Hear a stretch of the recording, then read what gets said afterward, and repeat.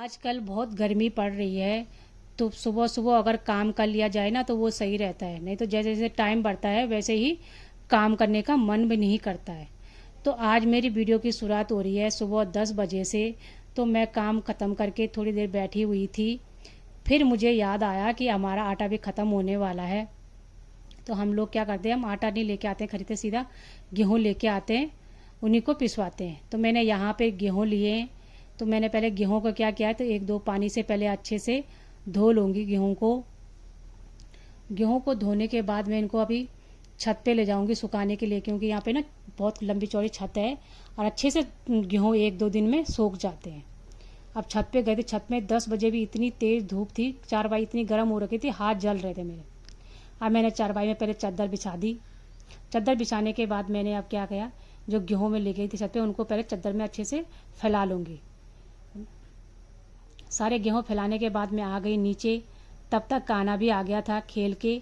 अब कह रहा बुआ मुझे नाश्ता दो, भूख लगी है। ये सुबह 6 बजे से खेलने के लिए गया था क्रिकेट, अब आ रहा घर के अंदर। तो इसको पहले मैंने नाश्ता दिया। नाश्ता करने के बाद मैं आ गई अपने कमरे में। मैंने कमरे में आई तो मैंने थोड़ा सा मैंने क्या अपने बालों को भी संवार दूँ, अपने आप को भी थोड़ा टाइम देना चाहिए। तो मैंने थोड़ा सी कंघी की, फिर मैं मांग भर रही हूँ यहाँ पे।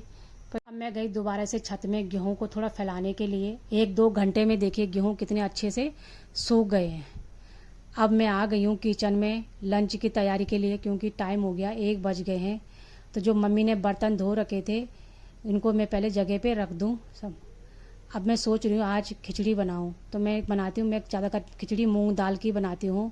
तो मैं क्या करती हूँ, ज़्यादा दाल रखती हूँ, चावल कम रखती हूँ खिचड़ी बनाने के लिए। अब यहाँ पे मैंने रख दिया चूल्हे में कुकर। अब मैं डालूँ तेल, फिर उसमें मैंने जीरा डाला, थोड़ी सी हींग। अब प्याज को पहले हल्का सा भून लेंगे। मैं ज़्यादा मसाला नहीं बनाती, मैं सिंपल सी बनाती हूँ। प्याज भुनने के बाद मैं दाल चावल को डायरेक्ट उनमें भून लेती हूँ।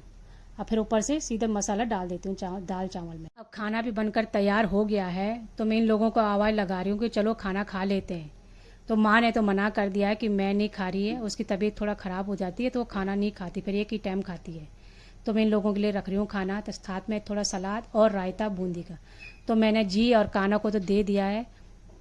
अब मैं अपने लिए भी ले आई खाना। तो मैंने कहा पहले खाना खा लेते हैं। और साथ में है सलाद और रायता। सलाद कोई नहीं खाता, मैं ही खाती हूँ बस। अब खाना खाने के बाद यहाँ पे मैंने सारे बर्तन धो लिए, गैस साफ कर लिया है। अब दिन का काम करने के बाद 1 घंटा मैं ज़रूर आराम करती हूँ।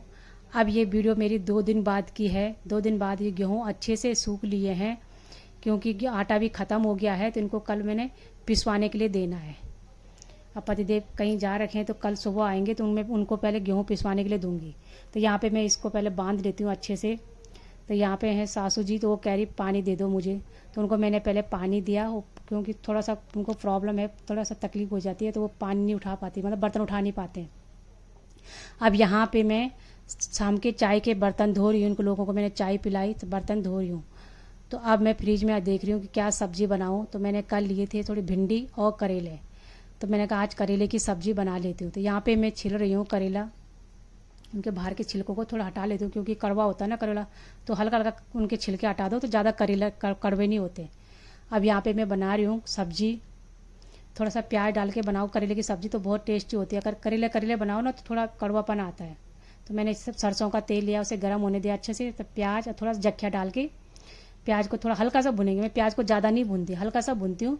फिर कटे हुए करेलों को डाल के उनको अच्छे से साथ में भूनती हूँ। यहाँ पर सब्जी भी तैयार हो गई। तो मैं अब रोटियाँ बना रही हूँ। मैं यहाँ पर गरम गरम रोटियाँ ही सबको देती हूँ। अब सबको मैंने रोटियाँ दे दी है तो अपने लिए बना रही हूँ। अगर वीडियो पसंद